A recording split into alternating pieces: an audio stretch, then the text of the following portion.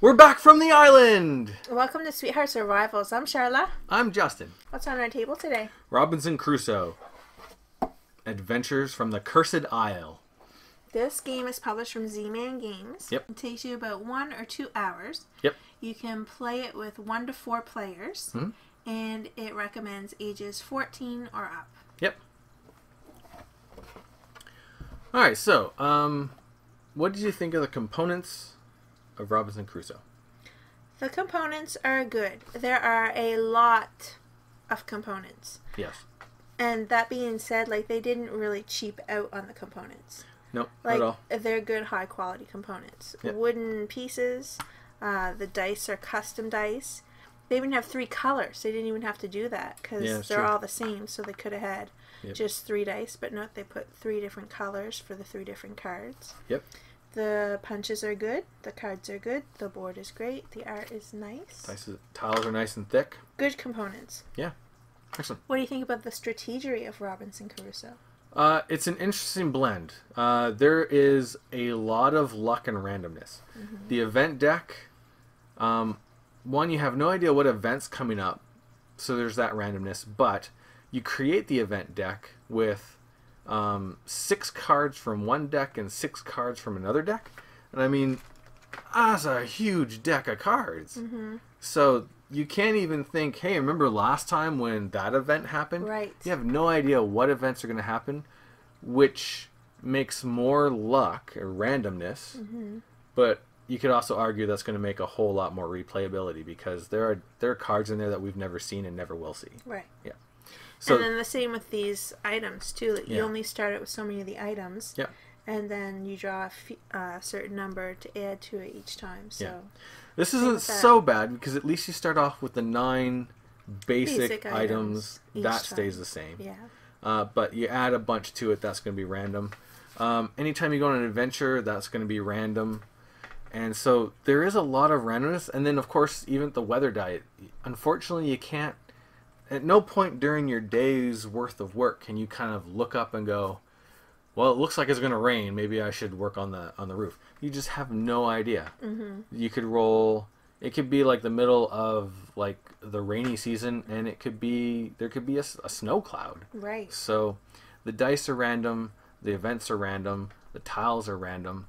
There are some small ways to mitigate that randomness, but not a ton. Hi, Jinx. And sometimes a beast can just walk through your camp, and that's random. And take over your palisade. Okay, done get. Thanks for visiting. So there are a lot of things in this game that are random. Right. As for strategy and tactics... Sometimes you just can't plan because a cat just knocks over all your pieces. That's right. It's a lot of tactics and a little bit of strategy. The thing is there's so many things that you have to do that you're strategizing. Oh, we gotta get this done. We gotta get this done. We gotta get this done. And sometimes you can only just go for like what needs it the most. Yeah. So there is some strategy, but it's mostly tactics. What can I do this round? What needs to be done the most this round?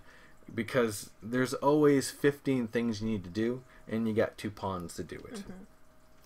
And the minute you use both of them as different actions, the randomness shoots through the roof because you got to roll the dice and have adventures and stuff. Right. Yeah. So it's a very weird blend where there's a lot of random stuff happening, and you're constantly trying to react to it. Just reacting. Yeah. Yeah. I would say the strategy in this is actually kind of low. Yeah, there's next to no strategy. Except by playing it over and over and over and over again. But even then, if you're like, oh, you always have to have a certain tool built, or you always have to do this, some card can come along and get rid of that tool, or, you just never know. Before we played this one, which you can see in the playthrough, but we played a game before this where we didn't build the shovel, and one of the inventions that came out was a cellar, which could have let us keep all of our perishable food as non-perishable. So as soon as we were done that game, because we lost horribly, we're like, okay, next game, strategy. We need to get the shovel, we need to get the cellar first round, And then this time when we played, the cellar didn't even come up. Right. Yeah. So you can't plan. Yeah. At all. Unless you became, like, again, by playing it so much, you knew what the possibility of the cards would come out. You knew this game inside and out. Yeah. But the chances of that happening, you would have to actually sit down and study each card, because you're never going to play each card. So you'd have to do a lot of prep work and study the game. Yep. Yeah. So, from what we've seen and the number of times we played it, in terms of strategy versus tactics versus luck and randomness, the luck and the randomness is big in this game. Tactics is third, and then strategies are low. Yeah. What about the complexity? I find this game overly complex. Yeah? I just have to come out and say it. Yep. I mean, there's a lot going on in this game, and there's so many different little tokens and different things on the cards. And everything comes out different almost each time you play. Yeah. It's hard to really, There's a lot of little fiddly rules, which make it even more complex. When you're going through the round, I mean, you do each of these in turn, and it seems like, oh, well, you do this, done. Do this, yeah, that's done. But there's a lot of little things that can affect other things, which can affect other things. Yeah. And then suddenly you're looking up things in the rule book a lot. Right. Yeah. And the rule book doesn't seem to be the clearest rule book out there, so that makes it difficult. Like, we're also checking the FAQ online. Yep. And the game difficulty, well, we've never won a game, so it's extremely difficult. Never won a game of this yet. Yeah. There are 6 scenarios. We've only tried the first, the easiest one. Never won it. Right. And also, to teach it to someone, you'd want to teach it to someone used to playing, big games. Yeah. Because you wouldn't be able to introduce this on, the first time you're introducing someone to a board game. No. You're not going to be pulling out Robinson Crusoe. No. Not unless you want them to run screaming from Board Gaming Forever. Oh, no. That's a little harsh. That's a little harsh. Okay. Well, we just got our butts kicked harshly. Yes. I had to bear you. That was horrible. That colors our opinion, because we are reviewing it directly after playing a brutal game of it. Yeah. So, yeah. Setup is not easy. There's a lot of steps to set up, and then each scenario adjusts the setup. So there's that as well. A different setup for each scenario. Yeah. Yep. What about the playability? The mechanics in the theme, where this game shines, and one of the reasons why I think so many people like it is because everything you're doing and everything that's happening to you, because there's a lot of stuff that just happens to you, feels thematic. And all of the rules and mechanics reflect that theme really, really well. Yes. Like, you really absolutely do feel like you are trying to struggle and survive on a deserted island, and everything is trying to kill you. Yeah, is just raining down crap upon you. Yeah. And nothing is going right. Right. So, at no point am I playing this game thinking, I'm just so frustrated because none of these mechanics make any sense. That is not what's happening. That's not the case. The mechanics make so much sense that the game is, like, absolutely brutal at you. Yeah. So that is one thing this game has just got it going on. It just feels like everything you do makes sense. So that's kind of cool. For the number of players, we've played this. 4. Yeah, we've played this a number of times with 2 players, and I think we played it once or twice with 4. Yeah. And I don't think the number of players. It doesn't make it any harder or easier. Yeah, like it scales well enough. Experience, yeah. Because you have more people, you're going to have more food, more wood, and you're going to have to spend more to make bigger, like, shelters and stuff like that. So it scales really well. Yeah. So that's good. How playable is it? There's a couple of things there. It takes a lot of investment to get into the game. Because you have to learn it, you have to teach it, you have to play it over and over and over again to understand it well enough to actually have any chance of succeeding. And plus, there's going to be 6 different scenarios. So your time investment into this game is going to be steep. The flip side of that is if you are looking for a game to invest where you want to feel like you're in an island trying to survive, this game has like a ton of replayability. It's true. Because every game is going to be different, and you have 6 scenarios, so every like setup and goal could be different. So if you're looking for a game that you want to invest a ton of time, have that feeling of an adventure on an island, and then be able to replay it forever, this is a game that you're going to want to get. Those are all valid points. Yep. Yeah. Okay. I agree. Yep. Does this have the awesomeness or the cuteness? This game does not have the cuteness, for sure. It's not cute. It's brutal. Right. If you like brutal games, it's awesome. If you don't like brutal games, it's not awesome either. Right. Yeah. Yes. Yeah. I guess that's what I said. You said it very well. Yeah. Yeah. The board and the tiles and the artwork and even like the scenarios, the way they're set up, is very cool. Very thematic. Yeah, very thematic. Extremely thematic. Everything in this game is screaming thematic. Yeah. Yeah. Out the window. So in that case, the theme is awesome. Yeah. Yes. I only shy away from saying it's awesome simply because for me the theme isn't that great.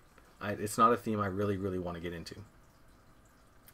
I like this theme of game, but I find the difficulty level of Robinson Crusoe makes the game it's hard for me to explain. Like, I like the theme of castaways on a deserted island, surviving. Yeah. But when you feel like every time you flip a card, you're going to die a gruesome death. I suppose if we had played it and had won at some point, all that previous plays leading up to that one awesome win would feel amazing. But it's never happened. Right. You've never won. Yeah. So you definitely have to go into this game realizing this is going to beat the crap out of you over and over again. Right. Yeah. How would you rate this game? This is going to be a funny answer for me because I think this is actually an excellent game. Yes. Is this the game for me? No. And I totally agree. I'm right there with you. It is an excellent game. Yeah. But for me, I just don't want to keep getting beat over and over and over again. That's not fun for me. Yeah. With no victory in sight ever. Like, we lost on round 8. Yeah. There's 12 rounds to that scenario. Like, yeah. And probably for the last 6 rounds, we were, like, just barely getting by. Yeah. Like, yeah. And that's not fun for me. The weirdest thing with the randomness is in the last game we played, we would spend a whole round getting something accomplished and would get it accomplished, and then randomly the game would just say, you can't do that now. Like, it was almost like the game knew what we were trying to do and was like, oh, you're trying to get set up so you'll get wood every round. Let's have a whole round where you have no wood at all. Yeah, it's one of those take 1 step forward, 2 step back kind of games. Yeah. And there is a way to make the game a little bit easier. You can play with the dog, which gives you an extra pawn, which allows you to get one extra thing accomplished each round. But when we play with the dog, we don't win either. We've never won with the dog either. We don't even get close. No. So, it is an excellent game where everything makes you feel like you are on that island trying to survive. Yeah.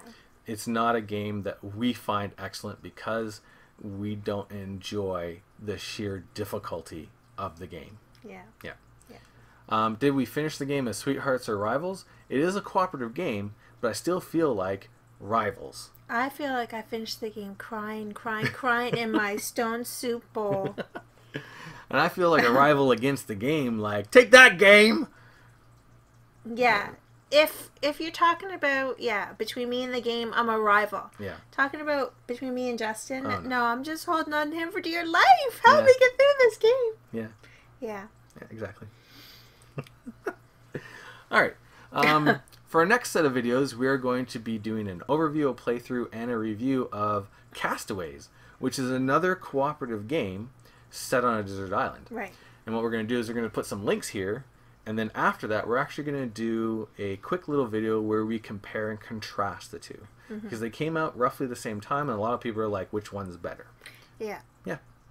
So that's our review of Robinson Crusoe.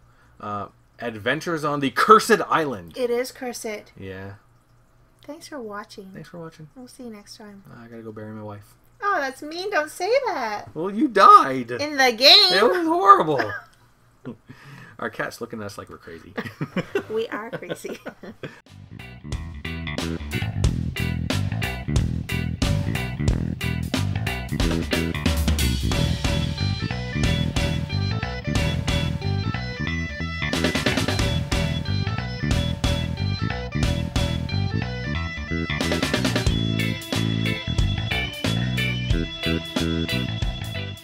What's on our table today?